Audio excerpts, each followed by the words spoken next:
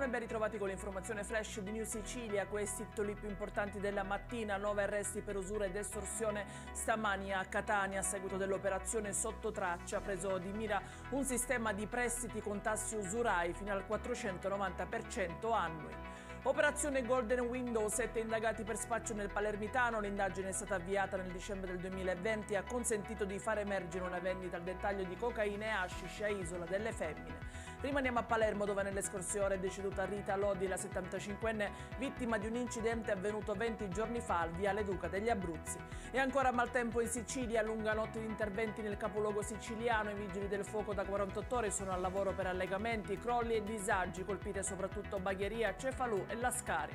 Controlli al mercato ittico di Riposto nel Catanese, denunciato un sessantenne del posto che vendeva pesce in pessimo stato di conservazione detenuto in un bagno pubblico della zona. Per dettagli e approfondimenti vi basterà visitare il nostro sito www.neusicilia.it e i nostri canali social. Arrivederci e a più tardi.